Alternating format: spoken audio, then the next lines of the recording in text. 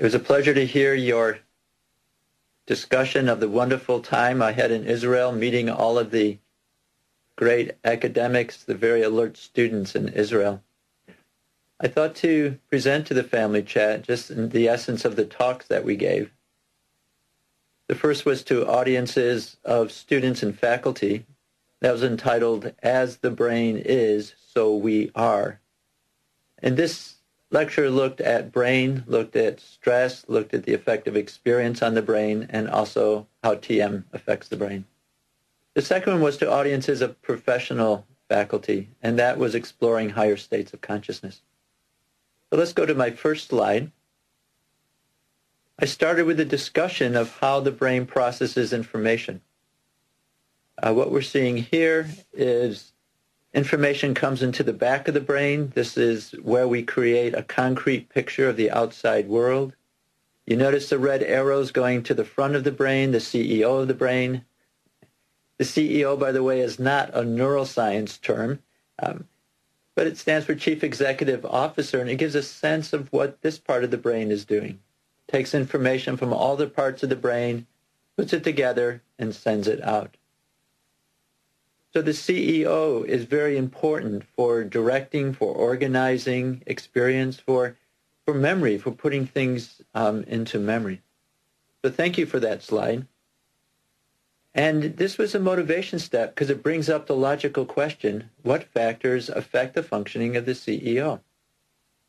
And so we went through 5 different factors. First, normal development. Beginning about age 12 is when connections to the CEO of your brain gain a fatty layer. It's called myelin. And when it's myelinated, when it has this fatty layer, it speeds up information processing 20 times. So what happens in teenagers, even though the physical connections are there between the other parts of the brain and the CEO of the brain, because it's going so very slowly, the judgment, the ability to plan, to see the bigger picture, never becomes part of your conscious experience of the teenager. Rather, it's the immediate present. Second thing we looked at was how stress affects the brain. What happens with stress is a process of downshifting. The connections with the CEO, that activity is reduced, and what is amplified is sensory area, motor area. It's very much of a stimulus response, a primitive functioning where you see what's in front of you and react very quickly. And we brought up some interesting research which have documented how, for instance, in a very noisy environment, just having loud sounds, it decreases your ability to think, to organize information, to act in a accurate way. The third point that affects the CEO of the brain is fatigue. And what happens with fatigue? The first thing that goes offline is the CEO. And this is my second slide, please. What we see here is research that was done in which students were allowed to get a good night's sleep, or they were asked to stay up all night. That's the brain on the right, the 36-hour sleep deprivation. And what they did is show these groups of individuals slides with increasingly negative content. And what we're looking at is deep inside the brain. It's called the amygdala. This part of the brain adds emotions, especially strong emotions, fear, to the experience. Notice, seeing these negative slides, the rested student has very low levels of activity in this area of the brain, the amygdala. But look at the tired person. The person who's sleep deprived, the brain is actually more active. And what this means is you as an individual are experiencing a much more intense emotional impact of that experience. Let's go on to my next slide, because not only is the core of the brain different, but look at these 2 sets of brain. The top row in red is what other parts of the brain are activated, and we see it's the brainstem. It's the most primitive part of the brain. What is happening when you're overtired is you see everything as a threat, and you respond with a fight or flight response. Notice the bottom rows of brains. Here we see what these are just different slices, so we can see how the brain is functioning from the middle to the top of the brain. And notice the yellow areas. This is the front of the brain. This is the CEO. So when you're rested, what happens is you're able to put the experience in a larger context so that it has much less of an impact on your feeling, on your actions. And then my fourth slide, please. Here we see two brain neural imaging. And in this experiment, they gave people lists of words to memorize. Then they tested them 2 days later. In between that, one group rested, the other group stayed up one night. And you notice the group that stayed up all night, the area that's active when they're being tested is the back of the brain. This is the hippocampus. This is where you have all these concrete pieces of information. Notice in the person who's rested, this information has begun to be transferred to the front of the brain. Notice the blue in the back, but also in the front. The CEO is beginning to take that information, putting it into a larger context. Thank you for those series of slides. The final factor that we discussed is drugs and alcohol. And we showed the slide which you've probably seen with the functional lesions in the brain, and showing that what can happen is habitually these areas, the frontal areas of the brain, the CEO, that's what guides and directs all of our activity, is not being used. At this point, the crowd was pretty somber. These were students, they're under stress, they're tired, they may be using alcohol and drugs. And so I always told them, you wondered why you came to this lecture, just to get depressed. And then after they stopped laughing, we brought up the point that experience changes the brain. We've seen how stress and sleep affects the brain in a negative way, but also experience can positively strengthen these circuits. We then went on and presented the information we've talked about before in terms of the monkey's hand, that just by touching the fingertips 30 minutes a day for about 3 months, what happens is now the brain will represent information coming through the fingers with much more brain area. It will allocate much more brain tissue to process what's coming through the fingertips. This, by the way, is what you're doing when you take your pulse. What you do by taking your pulse, putting your attention on the fingertips, you're actually creating that neurological circuit, that brain circuit that lets you see more and more fine values in the pulse. We also looked at a more dramatic way of seeing how the brain changed. That's my next slide, the fifth slide. And what we see here is two brains. The top one is when you or I are reading a book. These are looking top down, so the nose is at the top of the picture. And when we look out and read a book, it goes to the back part of the brain, which processes visual information. This is a part of your brain which is active right now while you're watching the family chat. Underneath is the brain of a blind person reading Braille. And notice those areas of the brain which we use to process vision, because they're not being activated by any information, are actually used by the sense of touch. And what this does is it allows the blind person to take in more information, to actually with their fingertips quickly going over the page to convert the dots and the images into letters and into words. Thank you for that slide. And at this point, we introduced transcendental meditation as delivering a new experience. And that experience is one of restful alertness. And we mentioned that it is this experience of restful alertness which is correlated with a very unique brain state outside, which is the basis for all the benefits gained during TM practice.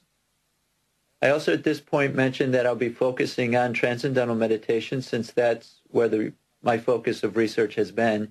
And at the end, we'll look at brain patterns and other meditations. Let's go to my sixth slide, please. This shows PET, positron emission tomography. During TM practice, the two squares on the left are during eyes closed rest. The two squares on the right-hand column, are during TM. The two squares are just different slices through the brain to see different areas of the brain. And notice what's happening, the two top squares, you're seeing an increase in the front of the brain, also in the back of the brain, the parietal area. This is the attentional system. So during TM practice, compared to just sitting with eyes closed rest, the attentional system is more active. And look at the bottom two boxes. The bottom two boxes, we see that in the core of the brain, there's decreased activity.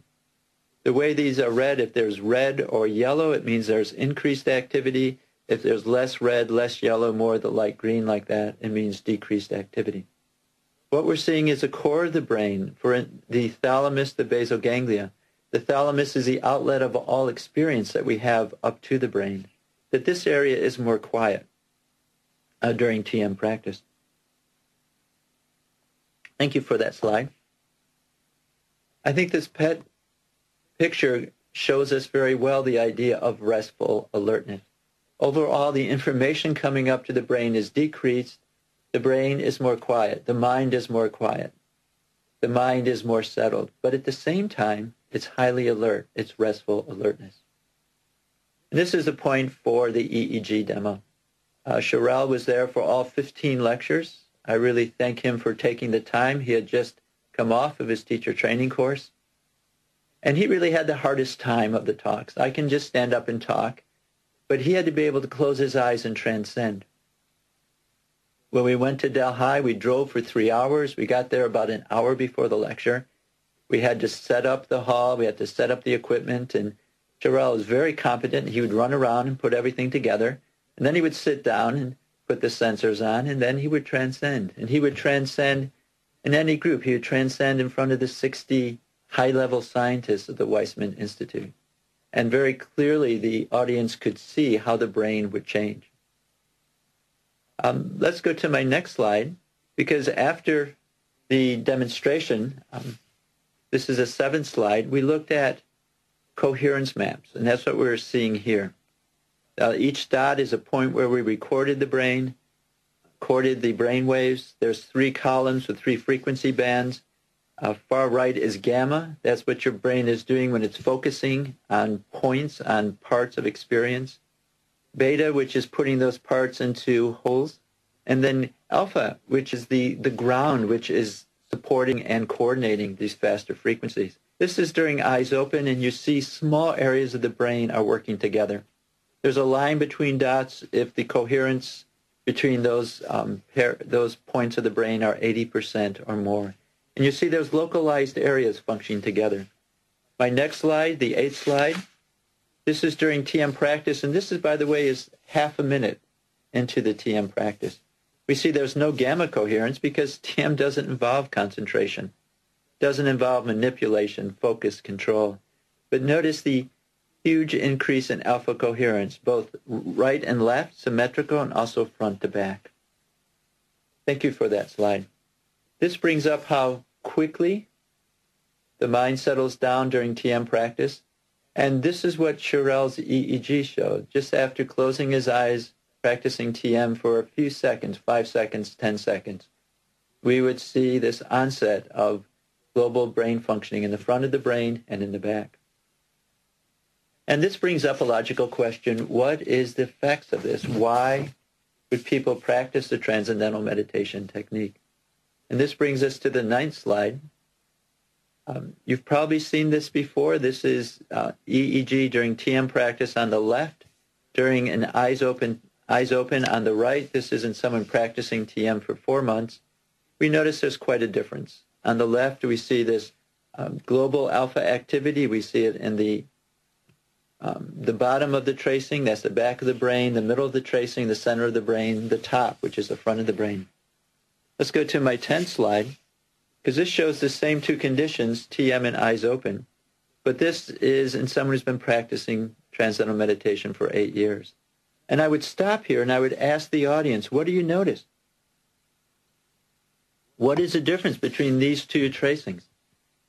And though this is fairly old data, it was first published in 1991, it gives a good visual image because everyone saw what you're seeing right now. The EEG patterns during TM are just there during activity. Thank you for that slide. I then mentioned that you can understand all the benefits from TM practice just from what you saw, that the brain state and by inference the associated inner experience of silence, of expansion, of alertness becomes integrated into your daily activity. At this point, we presented the data from American University. That data is in press. It will be published at the end of next month, January, beginning of February. I'll present it in greater detail at that time when it comes out. We then presented the research that we've done with Serena Grosswald on the impact of TM practice on attention deficit hyperactive disorder, showing that the brains of the individual practicing TM became more normal after 6 months of TM practice. Serena has just gotten published her work with Chelsea, so there probably will be a family chat later on, and we can go into that data later as well. The last, I presented this consideration of how does EEG patterns during TM compare with other practices. That's my 11th slide. And it started out with just the text on the top that meditation procedures differ, and the text on the bottom, different procedures produce different effects. This was extremely important because there's a certain unthoughtful idea that all meditations are the same. And so it's important just to present this in a very simple way. And after this text, I would present the table that you see and mention transcendental meditation is transcending to pure consciousness. That we've already discussed. 3 other meditations, Vipassana meditation is dispassionate observation, just watching, labeling your experience. Zen meditation is what's typically thought of in meditation as concentration. It's where you use the mind to try to still the mind. And you can see the obvious conflict there. Since the mind is being active, it can't really be stilled. It's a very arduous process. Tibetan Buddhist meditations is probably the hardest to summarize in a single word because it has probably 30 or 40 different meditations. But it does involve very focused attention and intellectual inquiry. It's very much arduous intellectual effort. And then I would put up, and I would note that notice that these procedures are different. And then I would put up my 12th slide. Here we have brain patterns during 3 of these meditations. On the left is during Zen. And what we see is in the very top and the bottom tracings, these are the front left and front right, we see a little increase in theta activity. You see the bar at the very bottom, and just above that bar you see the theta activity. Theta is seen whenever you are performing a memory task and you're using part of your brain to help block out irrelevant stimuli. So that procedure would reasonably produce this type of brain signature. Top right is during Tibetan Buddhism, this compassionate meditation. The first third of the tracings are eyes closed, and then the second third, the very thick, dark lines, are during the meditation practice itself. This is called gamma activity. Gamma is seen when you're really working hard. And in this meditation, it's very intellectually arduous. And so you would expect this type of brainwave activity. Incidentally, they don't report any alpha activity during this meditation. The bottom is the brainwaves during TM practice, showing global alpha activity front, middle, back. Thank you for that slide. So after each of those factors, I would ask for questions. And at first there'd be no questions, then be 1, and then 2 or 3, and so on. By the end, everyone was very keenly engaged, and they took this information to heart. So this was the first logical sequence that we presented. The next talk, which was aimed at professional people, was entitled Exploring States of Consciousness. I really thought deeply, what could I say to the Wייצמן Institute? The Wייצman Institute is equivalent to our National Institutes of Health. So all of this about stress and fatigue and so on isn't really at their level of consideration. So I decided to explore higher states. And it was a good choice when I went in to talk with Rafi Malik, and we began to speak about consciousness in the brain. This is the area he was very, very interested in. Well, how does consciousness come about, both inner experience? What is the transition from unconscious to conscious processes? We talked about brain patterns during TM. There's a frontal parietal midline area which is active, termed a default network. And he got very excited when he heard that during TM practice, activity in this default network actually increases, because they've been trying for 2 or 3 years to have a task that would increase this default network. The default network is the network which is there when you're not actively doing, processing anything, but you're aware of yourself, aware of the environment. So let's go on to my next slide. This is a 13th slide. This is a 2x2 grid that was first used by Dimitri Kanellakis to help understand the experience gained during TM practice. And what we see is sense of self, yes or no, mental content, yes or no. And we went through no sense of self, no mental content is sleep, sense of self, mental content, waking, and so on, dreaming. And then I would stop.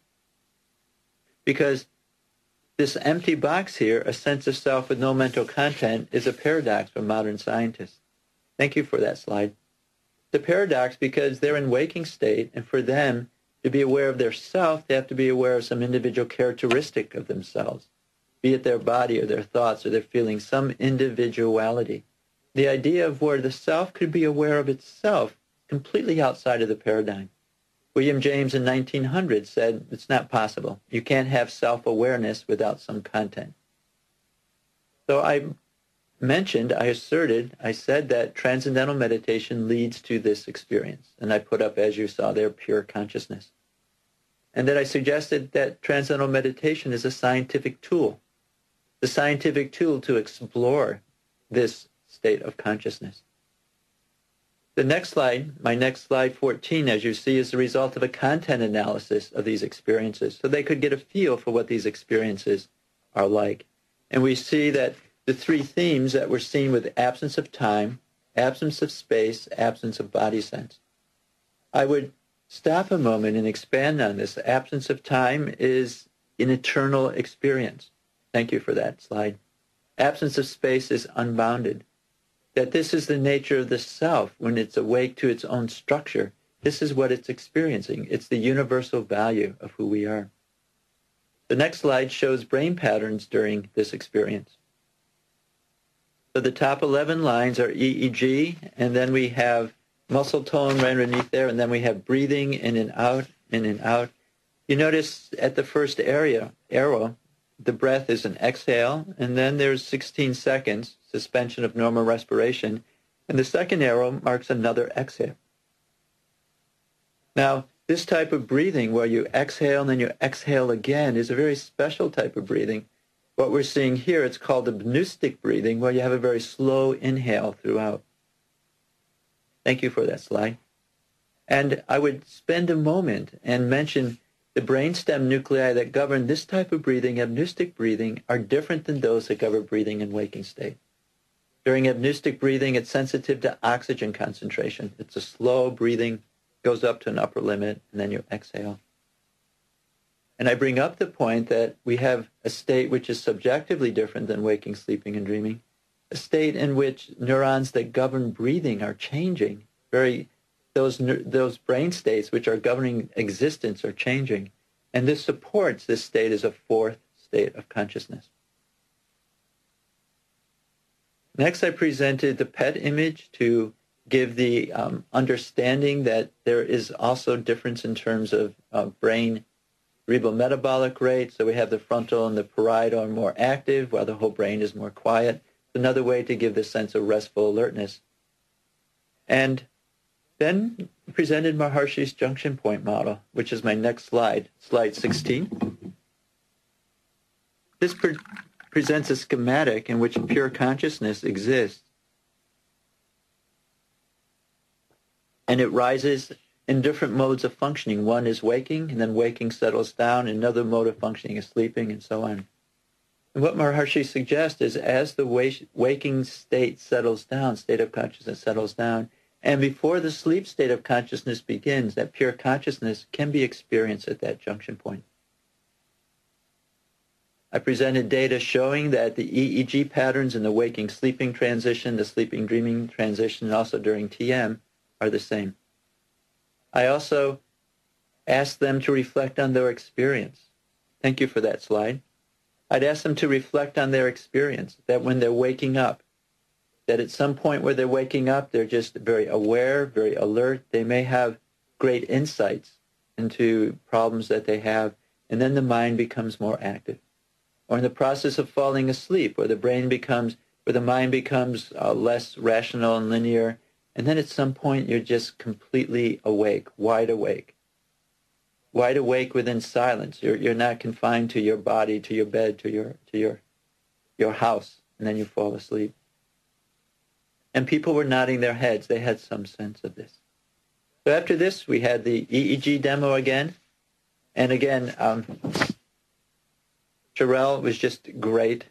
And then after that, we showed coherence maps. We showed the EEG during the 4-month, 8-year TM. And then we went a little bit more deeply into higher states. I mentioned that what we're seeing in the 8-year meditator is the integration of this value of pure consciousness, the most universal level of the self, with waking. And over time, this universal level of the self can become a self-sustaining reality. And then what will happen is there'll be inner comfort, inner fullness throughout the day, throughout the night. And then that brought me to the next slide. This is work that Lynn Mason did in 1997 for her PhD dissertation. And what we see on the top are brain patterns during sleep. This very slow, high-level activity is called delta. What you see on the bottom is it's more ragged. And if you look closely, you can see that the alpha activity of TM is over the top of the delta. So you notice the large wave going up and down, that there's little jags riding on it. And this is the integration of two different frequency bands. That you see during TM and that you see during sleep.